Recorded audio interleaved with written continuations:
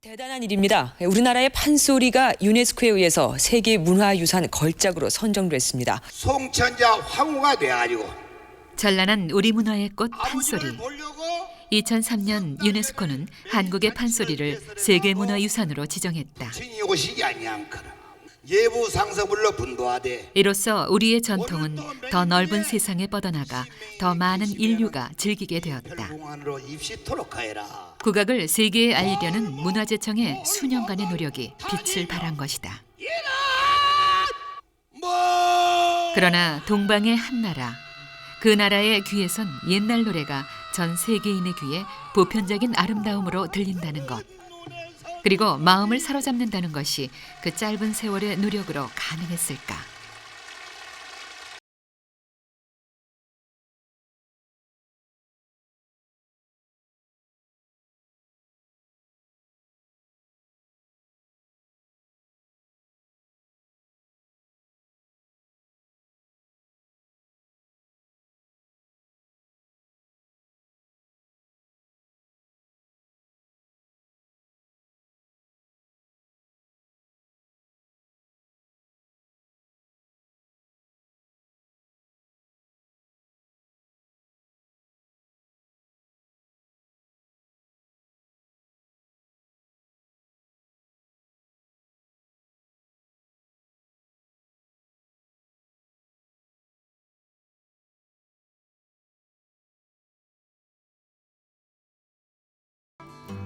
왜 우리 정부가 해야 할 일을 미국의 한 회사가 맡아서 했던 것일까?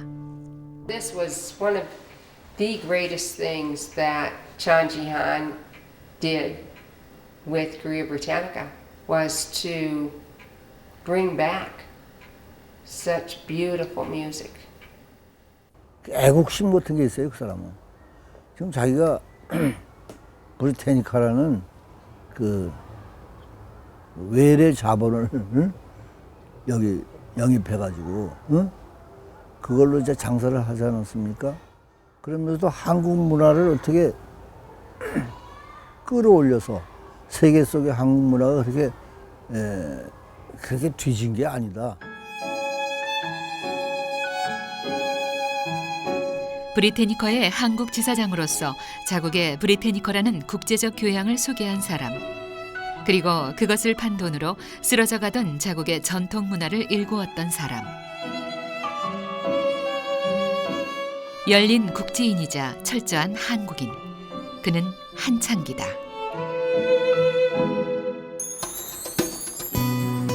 서울 광화문의 영어학원. 이 학원은 우리나라 최초의 현대식 영어학원이다. 1971년 한국 브리테니커에서 언어교육연구원이라는 이름으로 영어 교육을 시작한 것이다. Under his leadership, the first English language learning school was opened in Korea. This was wonderful for Korea Britannica and for the Britannica headquarters in the United States. It was a source of enormous pride that we were able, under his leadership, to open the first English language learning program in South Korea. 언어교육연구원은 당시로서는 획기적으로 원어민 교육을 실시했다. 교과서 영어가 아닌 외국인과 대화 가능한 영어. 그야말로 산 영어를 가르쳐야 한다는 한국 브리테니커 지사장 한창기의 의지였다. 문장 중심의 영어 교육이 아니라 실제로 사용할 수 있는 회화 교육이 중요하다. 그런 생각을 가지시고 그 재단법인 언어 교육을 설립을 하셨어요. 이 땅에 영어 붐이 일기 전부터 일찍이 영어의 중요성을 알았던 한창기. 그는 중고등학교 다닐 적부터 영어 라디오 방송을 들으며 발음을 익혔던 똘똘한 학생이었다고 한다. 그때 한창기 그냥 그 선생하고 둘이 선 영어로 강고 3학년 때 그냥 둘이 왔다 갔다 돼버려. 영어를 잘했어. 발음도 좋고. 그렇게 또래들보다 앞섰던 한창기. 그는 광주고 3학년이던 시절 학도 호국단 선거에 나가 지금의 학생회장이라고 할 수 있는 운영위원장에 당선된다. 한창기 싹 봐서 웃어가면서 영어로 착착착 이렇게 해가면서 함께 이거 멋있거든? 되겠거든? 대학에 가서는 전국 대학생 영어 웅변대회에 나가 1등까지 했던 한창기. 그는 이승만 대통령에게 상을 받아 처음으로 미국 여행을 하게 된다. 미국이라는 넓은 세상을 밟은 한창기. 그 첫 여행은 한창기에게 열려있는 세상에 대한 당찬 꿈을 품게 한다. 그 당찬 꿈은 서울법대를 나온 한창기에게 남과 다른 길을 가게 했다. 브리테니커라는 외국 회사의 지사장이 돼 국제적인 활동을 시작한 것이다. 뛰어난 언어 실력과 깨인 생각을 가진 한창기. 그는 세계적 인사가 되기에 충분했다. Amazing actually, because at that time, not very many people in South Korea spoke excellent English. It was rare to find someone who could speak it and write it so well. 국제 유명인들과 교류하면서 한창기는 미국 사회, 더 나아가 국제 사회를 자세히 들여다보게 된다. 한창기는 그들이 자기 나라 전통 문화에 대단한 자긍심을 갖고 소중하게 여긴다는 걸 발견한다. 이는 전통을 버리고 새 것을 쫓는 사회에 살고 있던 한창기에게 커다란 질문을 던졌다.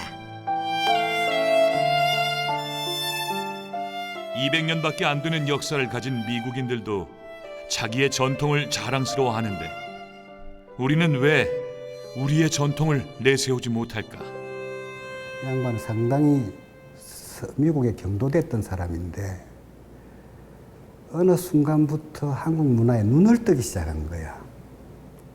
그러니까 자기가 어릴 때 자라면서 듣던 음악, 자라면서 봤던 어떤 옛날 물건들 이런 게 새로 보이기 시작한 거예요. 그 사람 눈에. 또 이분이 이제 브리테니카를 통해서 해외의 많은 문물들을 접하면서 그 나라의 전통 문화가 얼마나 좋은 또 문화 상품이 되는가 이런 걸 일찍이 깨우셨던 것 같아요.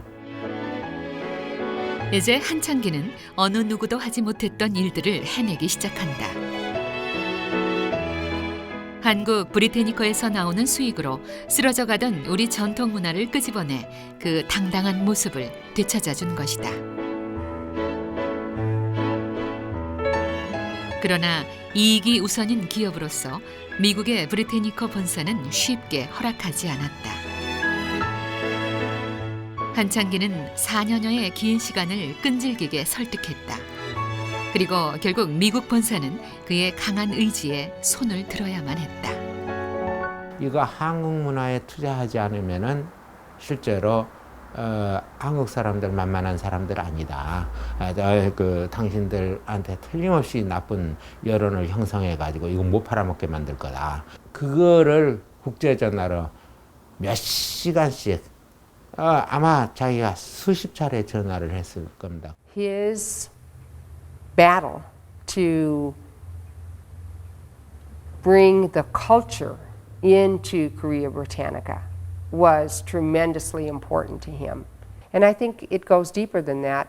He had a passion for what his country had to offer, the story his country had to tell. 이로써 한창기의 한반도 전통문화복원 프로젝트가 시작된 것이다. 1974년 1월 서울 종로의 한 빌딩에서는 우리소리 한 가락이 흘러나왔다. 가장 현대적인 장소에서 오래디오랜 판소리가 울려 퍼졌던 것이다. 배고픈 사람은 밥도 주고 술도 주고 떡도 주고 고기도 주고. 브리테니커 판소리 감상회. 썩 어울리지 않는 그 이름의 조합처럼 한창기는 이렇게 생경한 모습으로 판소리를 되살리기 시작했다. 신공사가 처자 말을 듣더니 우리 판소리가 일제에 의해서 우리 문화가 수습이 됐기 때문에 그 복원도 그 폭력에 의해서 만들어야 된다고 그렇게 주장하는 사람이었어요. 우리 역사와 희로애락을 함께했던 판소리. 지배층부터 민중까지 두루 즐겼던 우리 음악. 한때는 임방울의 쑥대머리가 12만 장이 팔릴 정도로 대중들의 사랑을 받기도 했다. 그러던 판소리가 일제를 거치고 서구화가 진행되면서 이 땅의 모든 옛것들과 함께 쇠락의 길을 걷게 된다. 판소리를 연구하면서도 판소리 한번 들어보지 못한 사람이 있었던 시절이었다. 불러주는 자리, 들어주는 사람이 없어서 소리꾼들은 시골 장터를 떠돌거나 자신의 업을 버리기 일쑤였다. 한창기는 그렇게 각지에 숨어있던 명창들을 불러 모으기 시작한다. 그 당시 60년대, 70년대 상황이라는 게 명창들이 어디 가서 밥 한 끼만 줘도 정말 고마워서 소리를 이렇게 해줄 정도로 판소리를 이렇게 들으려고 하는 사람도 많지가 않고 완창을 할 줄 아는 사람도 많지가 않은 상황이었습니다. 국가에서도 국악을 지키려는 노력을 하지 않았던 것은 아니다. 그러나 대부분 정악과 아악이라는 궁중음악들이었다. 한창기는 그런 특권 계층에서나 누리는 고급 음악이 아닌 민중들의 사례와 닿는 민중의 음악을 되찾으려 했다. 민중이 나라의 주인이라고 하면서 그들은 판소리 같은 민중의 음악을 국악 속 높은 자리에 앉혀 보존하는 일을 게을리한 것 같다. 국악 보급이 우리 됨을 지키는 데 중요하다면 민중음악을 깔보던 일제 36년과 해방 32년의 역사는 이제부터라도 반성되어야 한다.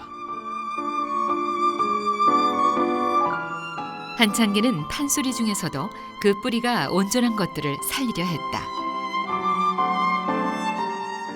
우리 설화 12바탕 중에서 현대 정서에 맞는 5바탕을 골라냈고 정통의 맥을 그대로 이어오고 있는 소리꾼을 무대에 세웠다.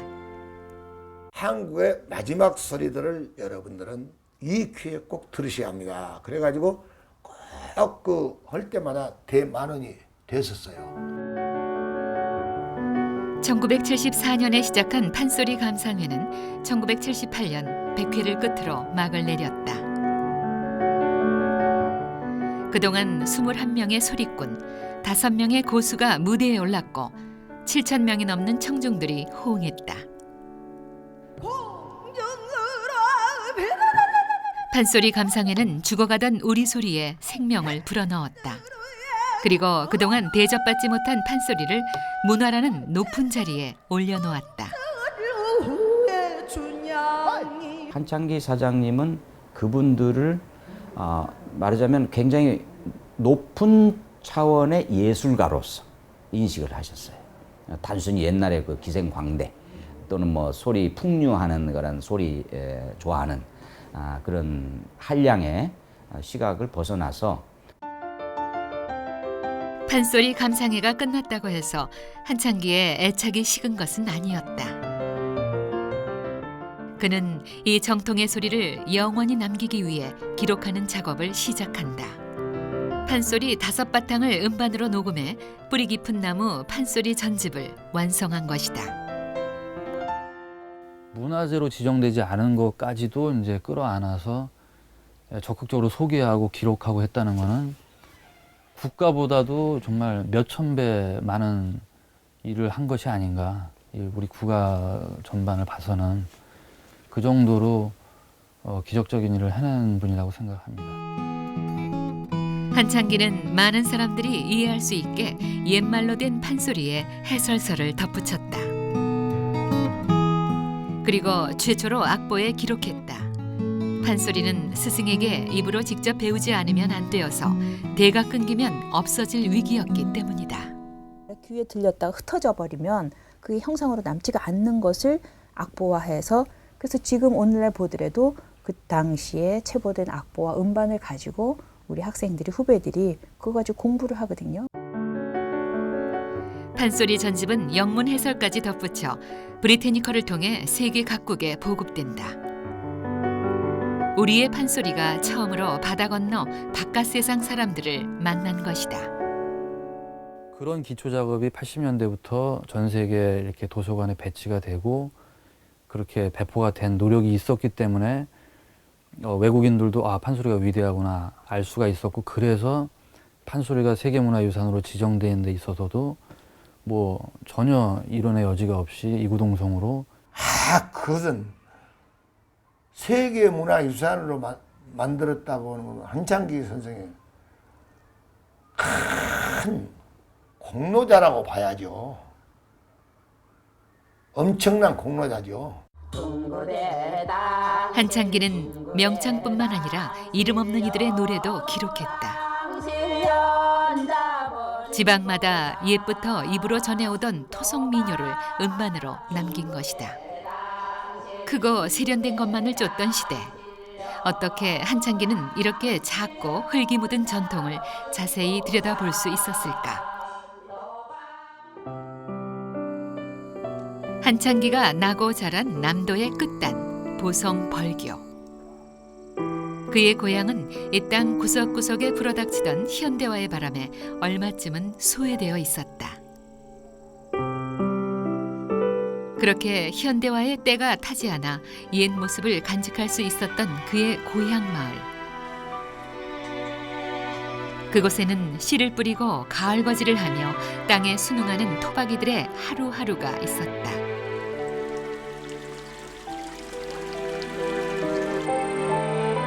그 토박이 삶의 구석구석이 한창기의 뼈와 살을 만들었을 것이다.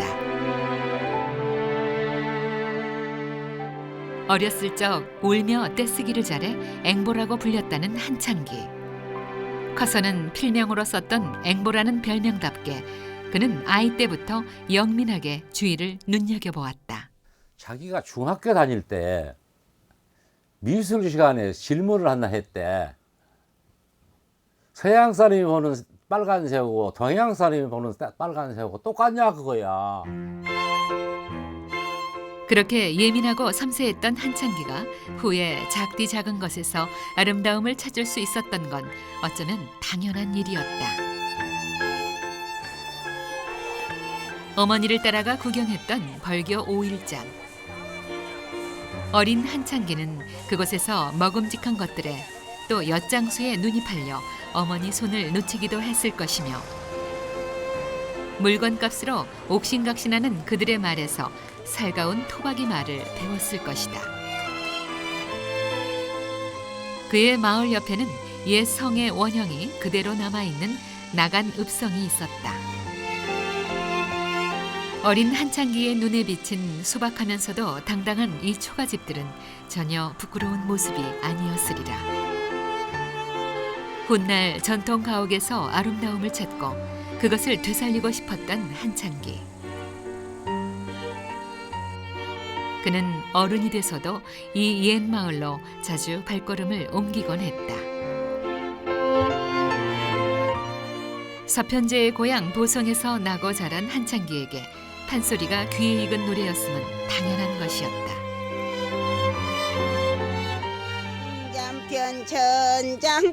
그 구슬픈 노래는 뼈에 사무친 애완 같은 것이었고 또 안악들의 노동요는 고향의 그리움이 되었을 것이다. 그렇게 어린 시절을 보내고 상급 학교에 다니려고 서울에 온 한창기.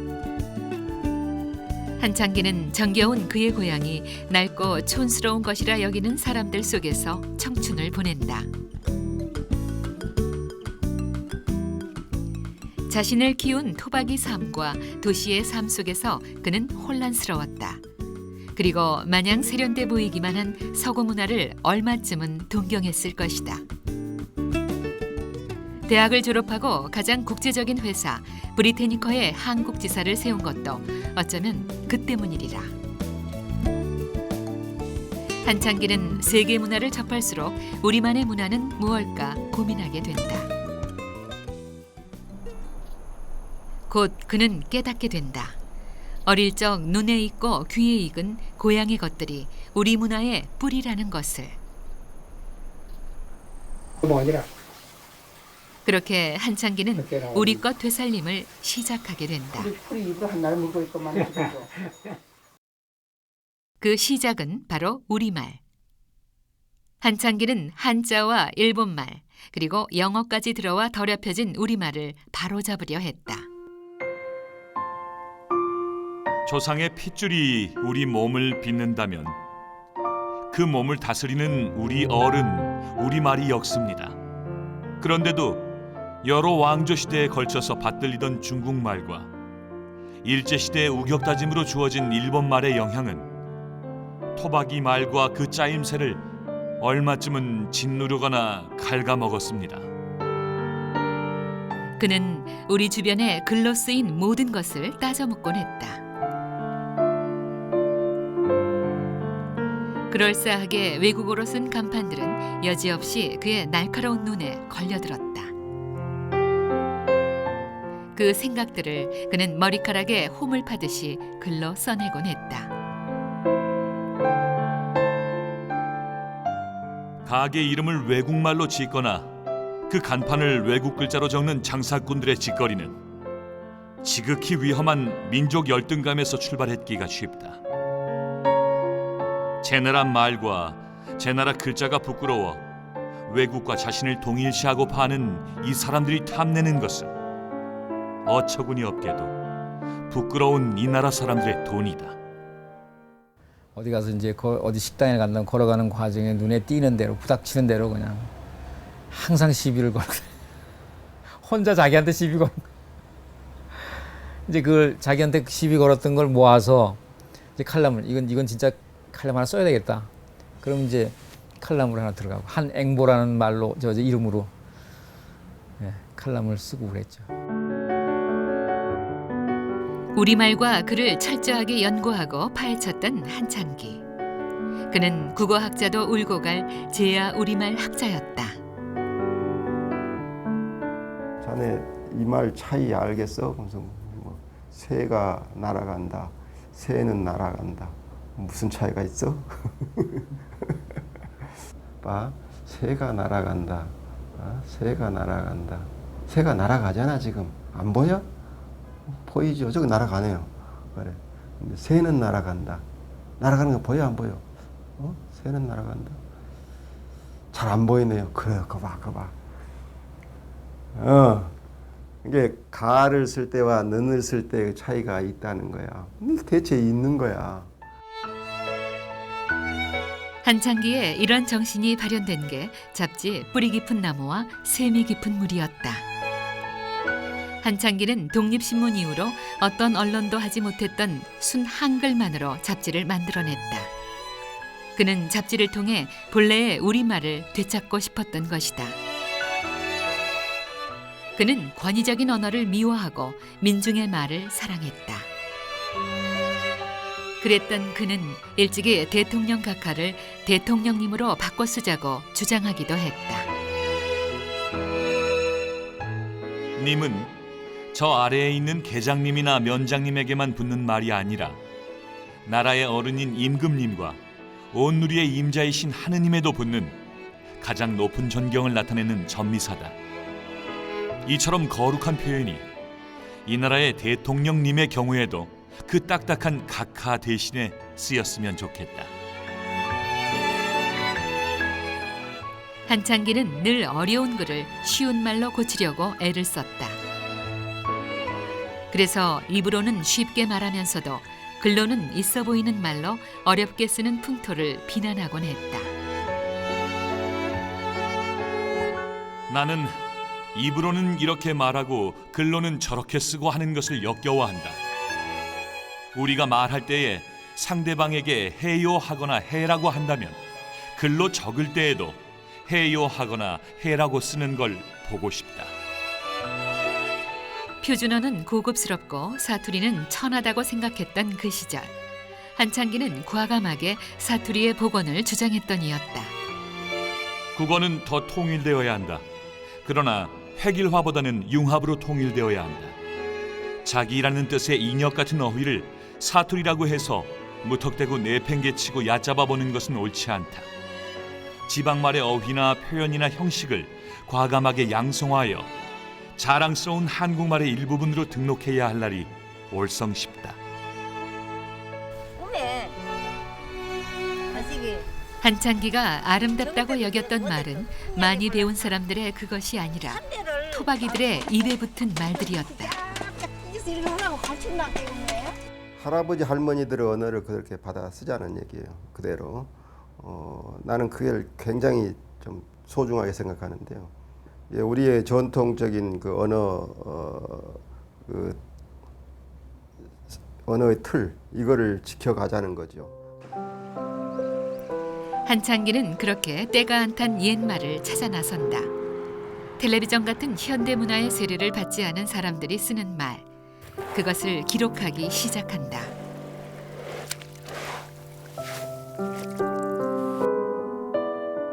뜨거운 목소리는 이때 매끄러운 혀가 없는 사람들. 그들의 한평생을 그들의 언어로 엮었다. 그것은 이름 없는 민중이 입으로 쓴 자서전, 민중자서전이었다. 언어 구조와 어휘가 식민지 문화와 산업사회 문화에 덜 물든 후미진 구석의 노인들. 신식 교육의 잣대로 봐서는 무식할지언정 외세에는 덜 오염된 언어 체계의 유식한 주인들. 토박이 전통 문화로 봐서는 6천만 결의 스승이 되는 남녀 노인들. 그런 드문 노인들이 어머니 품에서 배운 각 지방 토박이 말로 털어놓고 하는 고백이자 유언입니다.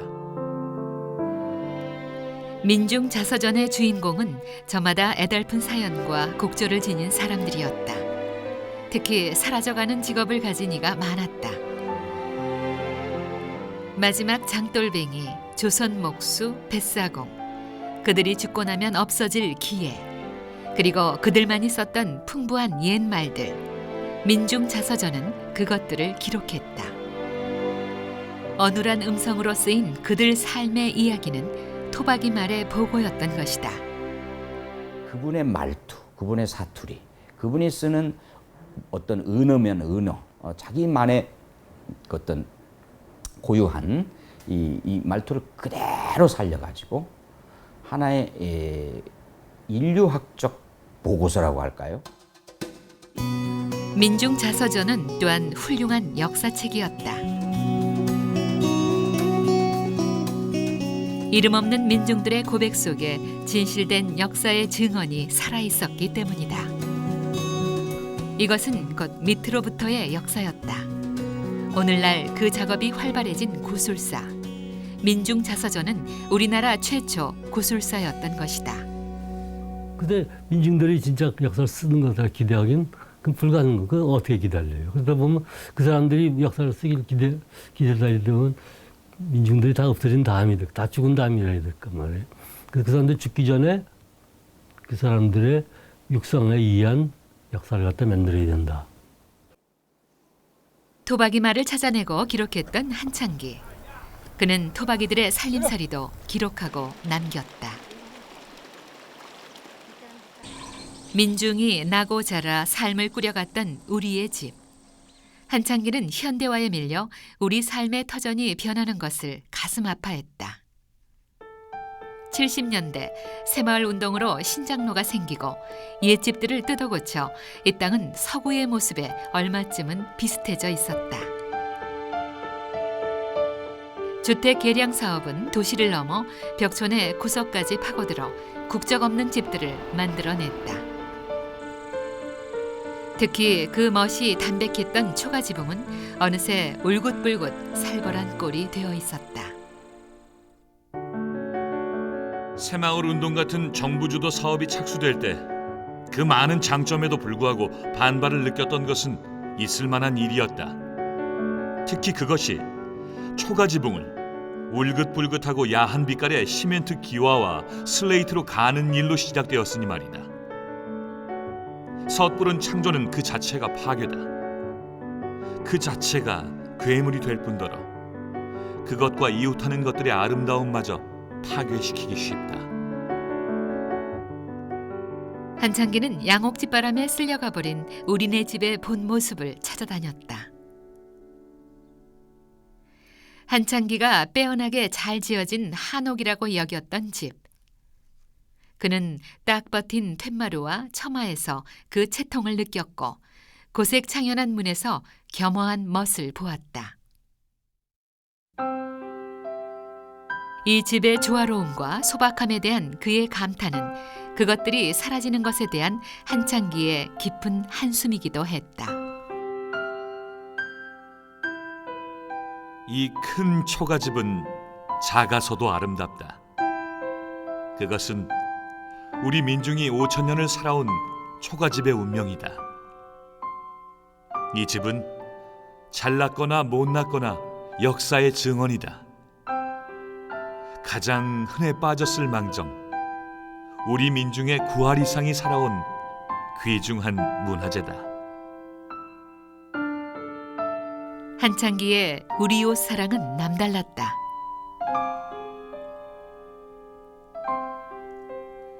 이름난 멋쟁이여서 양장도 타고난 눈썰미로 잘 갖춰 입었던 한창기. 그는 한복을 입을 때에도 옷맵시를 제대로 갖춰 한복의 참된 멋을 살린 이였다. 그는 꼭 스스로 옷감을 끊어 옛날식 바느질을 이어온 노인을 찾아 옷을 해입었다고 한다. 이 세상에서 가장 멋쟁이였다고 볼 수 있죠. 일제를 겪고 서구 문화가 밀려오면서 한복은 촌스럽고 부끄러운 옷이 되어버렸다. 그나마 가끔 입는 한복도 서양을 흉내낸 옷이었다. 색은 야할 대로 야해지고 모양도 서양 드레스와 비슷해진 한복. 한창기는 빛깔과 무늬에 절제가 없는 이 느닷없는 옷들을 미워했다. 한창기는 옛것을 고지고대로 지킨 한복에서 현대적인 멋이 풍긴다는 걸 잘 알고 있었다.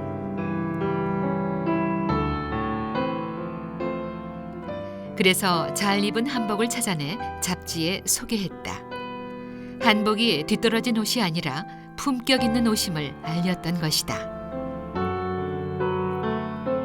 오늘날 우리의 한복이 본 모습을 찾고 또 제대로 된 대접을 받는 것도 알고 보면 한창기에 작고도 큰 목소리가 있었기 때문이다. 그리고 그 한복 입는 것을 굉장히 장려를 했어요. 그래서 그 개량 한복에 대해서 그 책에 써 있죠. 근데 그걸 그 아름답지 않다고 썼단 말이에요. 그래가지고 그것 때문에 데모를 하고 그 조합이 있대요. 그 개량 한복. 거기서 데모를 하고 그래서 아주 곤욕을 치르고 그랬어요. 한창기는 삶의 작은 문화들에 천착했다. 한국인들이 잊고 살던 우리의 격 있는 문화 요소들을 찾아내 그것들을 보급한 것이다. 지금은 아주 자연스러운 문화가 된 녹차. 그것을 다시 살린 이가 한창기였다. 어려웠던 시절을 지나고 먹고 살만해지자 사람들은 여유로운 문화를 향유하기 시작한다. 그렇게 해서 우리 삶에 들어온 게 커피 문화.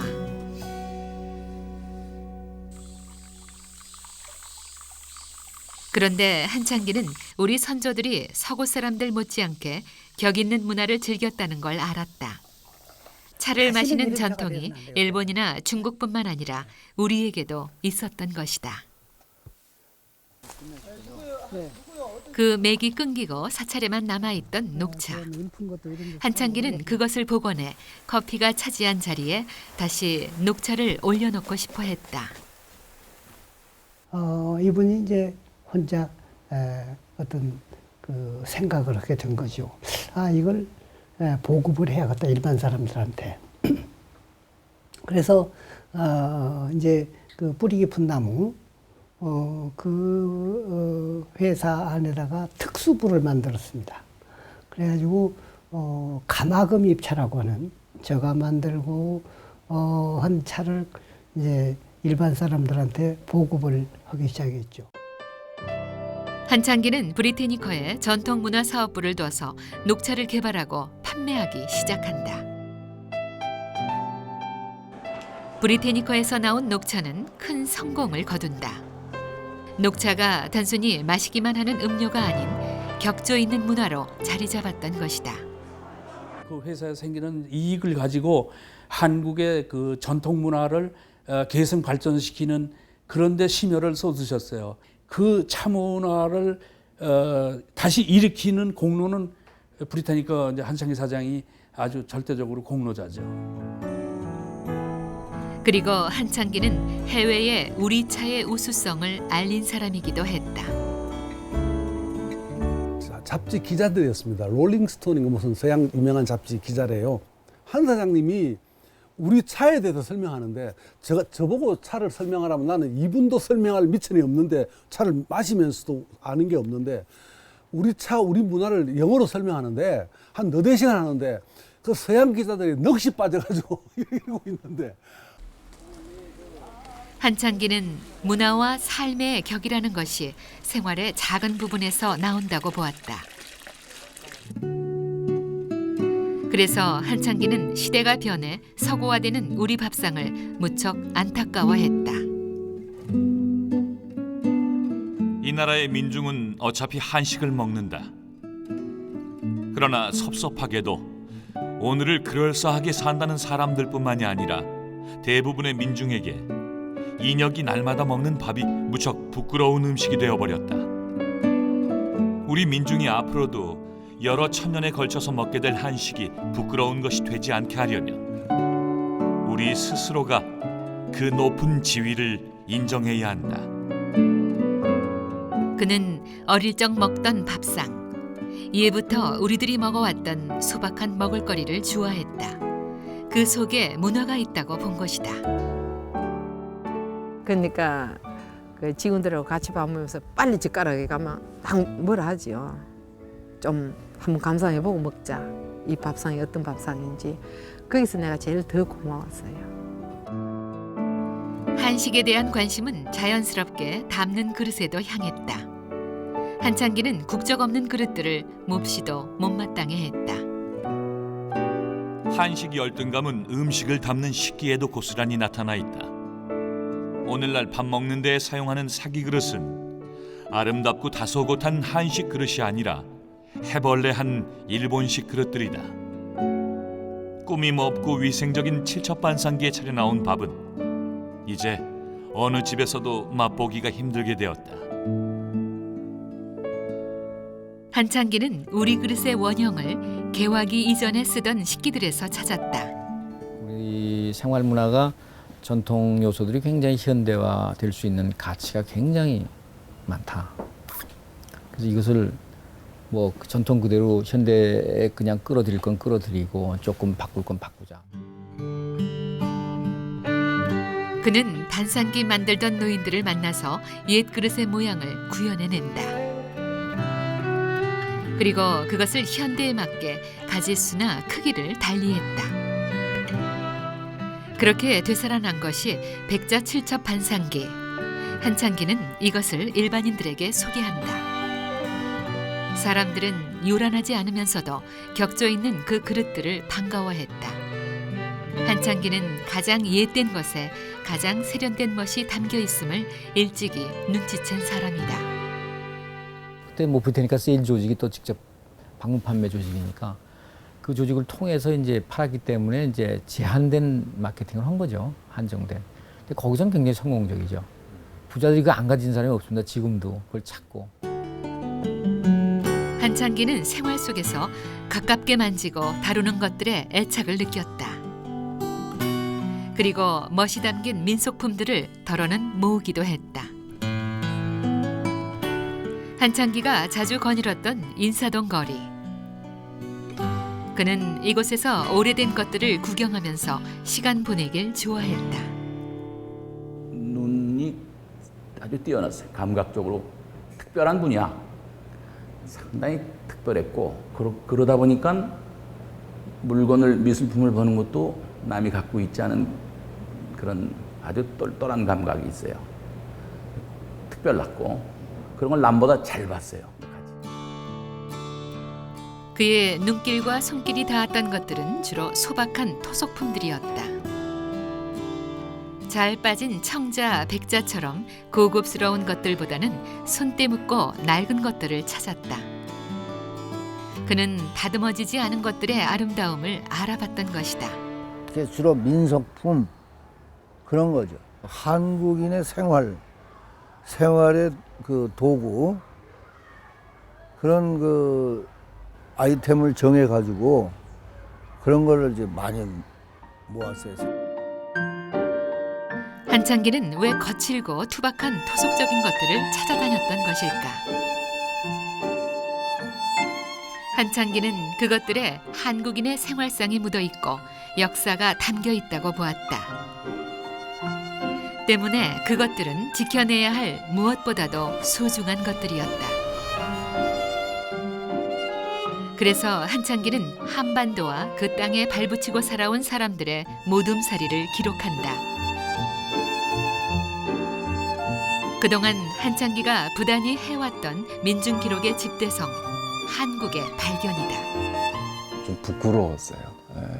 왜냐하면은 내가 이 땅에서 태어나서 이만큼 뭐 20대이긴 하지만 자랐는데 정말 모르고 있었구나. 정말 모르고 있었구나 이런 생각이 들었고. 왜 한국의 발견이었을까? 한국인이 터잡고 살아온 이 땅의 자연, 그리고 그 사람들이 이 땅에 뿌리내리고 여문손으로 꽃피운 문화. 그러나 그동안 눈여겨보지 않았던 것, 이 책은 그것들을 발견해냈고 기록했던 것이다.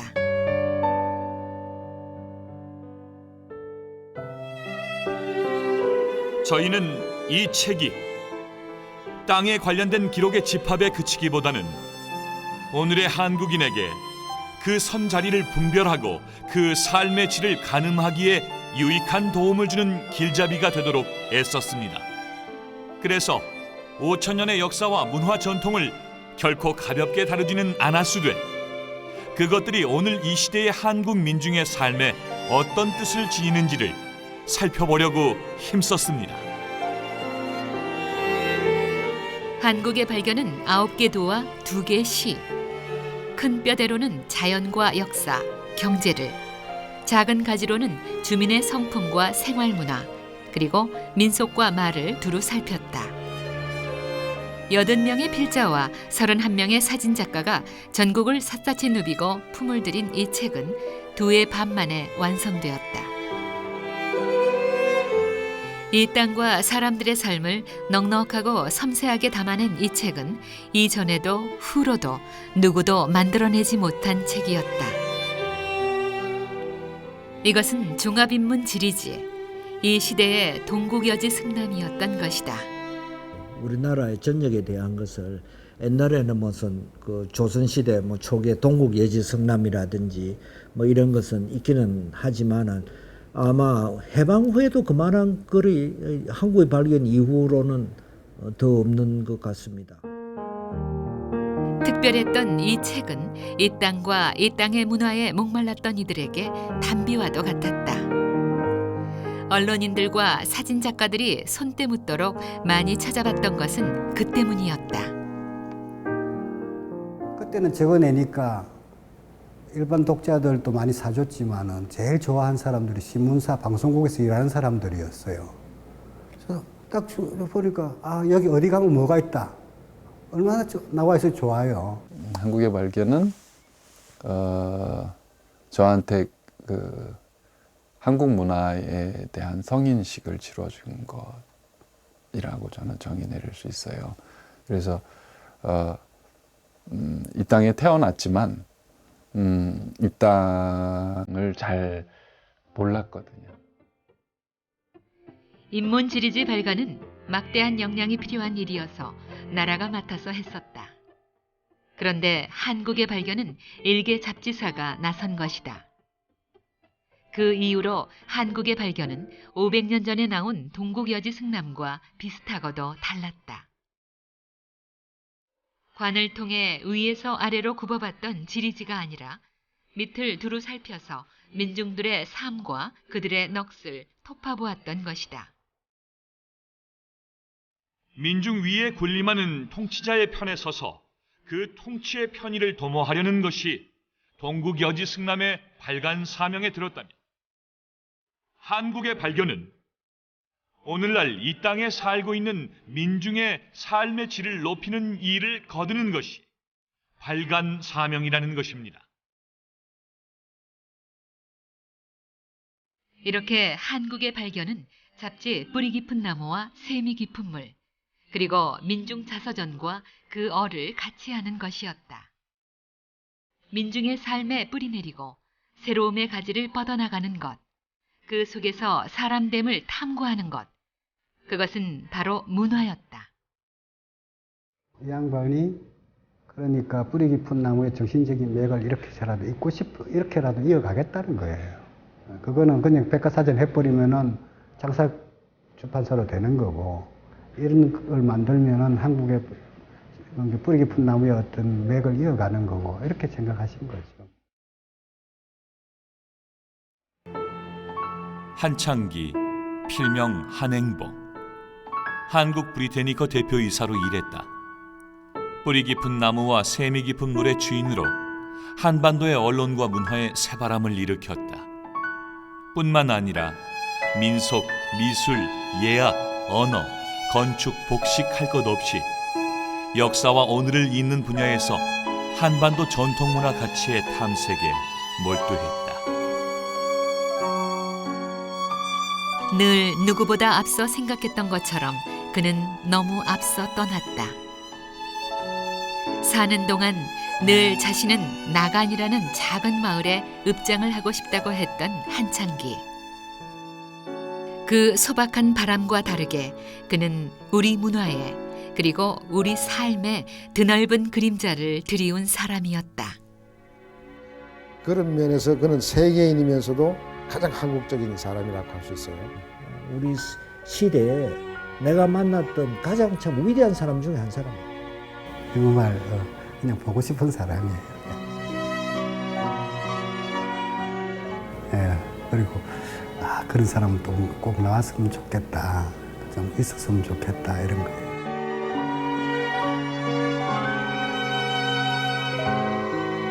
경제와 정치의 시대를 넘어 이후에 올 문화의 시대를 미리 마련해 그 터를 다진 사람, 우리 문화의 큰 나무. 아, 한창기. 그의 섬세한 눈과 소담한 말, 그 깊은 생각이 그립다. 우리는 어디에서 태어나 어디에 발을 붙이고 무얼 먹으며 어떤 옷을 지어 입고 또 어떤 말을 배우며 살아왔을까? 우리의 뿌리는 과연 참되고 다부지게 올곧고 깊이 깊이 뻗어 있을까?